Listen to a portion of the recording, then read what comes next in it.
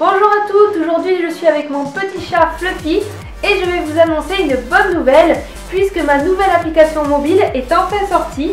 Donc vous pouvez la trouver pour les iPhones, donc sur l'App Store ou alors sur Android. Donc j'avais déjà une application mais elle a été supprimée parce qu'en fait j'en ai fait une nouvelle, une mieux. Donc avec plein d'options, il y a une galerie photo, il y a Facebook, il y a Instagram. Il y a YouTube bien sûr, vous retrouvez aussi des galeries photos, les dates de mes formations, enfin plein de trucs. Elle est aux couleurs de mon blog et j'espère vraiment qu'elle vous plaira. Donc n'hésitez pas à la télécharger, c'est gratuit bien sûr.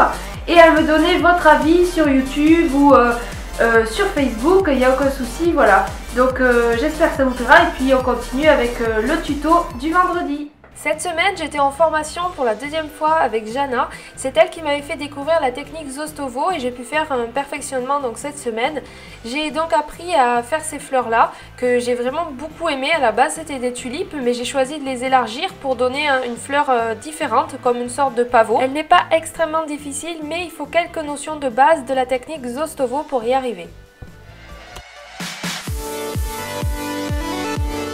Dans cette vidéo, j'ai choisi d'utiliser la peinture ABC Nail Store. En fait, elle a une texture parfaite. Elle est entre la Josonja qui est fluide et la Ranails qui est épaisse.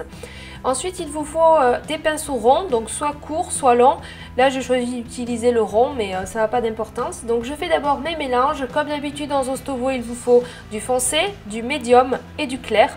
Donc, j'ai choisi des déclinaisons de rose et de fuchsia. Donc j'ai mes trois couleurs plus le blanc. Donc ça, il vous faut absolument ça comme couleur de base, foncé, médium et clair. Ensuite, votre pinceau, quand vous le trempez dans la peinture, il ne faut pas qu'il soit en forme de pointe, mais il faut l'écraser dans la peinture pour qu'il ait une forme carrée. Donc je travaille sur une base de vernis mat pour que la peinture accroche. Je commence par poser la peinture foncée. Donc je fais un gros pétale ainsi que deux plus petits sur les côtés. C'est une forme assez plate. On laisse sécher la première couche de foncé et ensuite on empile toutes les couleurs les unes sur les autres. Donc j'applique du médium, du foncé d'un côté, puis je fonds les couleurs. Ensuite, je trempe mon pinceau dans le médium et je racle dans la peinture claire de façon à faire un pinceau bicolore, un peu comme du one stroke. Puis je l'applique du côté droit, donc à l'opposé du côté foncé. Donc il faut bien comprendre que les couleurs que l'on applique à partir du médium, elles ne sont jamais sèches. On les empile vraiment toutes les unes sur les autres tant que la peinture est encore fluide. Donc il faut travailler avec une peinture assez diluée, pas trop non plus sinon ça écrit pas. Et il faut vraiment, pour que ça se fonde en fait, si vous utilisez des couleurs sèches, que vous travaillez trop lentement, ça ne se mélangera pas et ça sera vraiment pas joli. Ensuite en dernier, j'ajoute la touche de lumière, donc pour ça je trempe dans le médium, encore c'est vraiment votre couleur de base, et dans le blanc et j'ajoute juste d'un côté le blanc.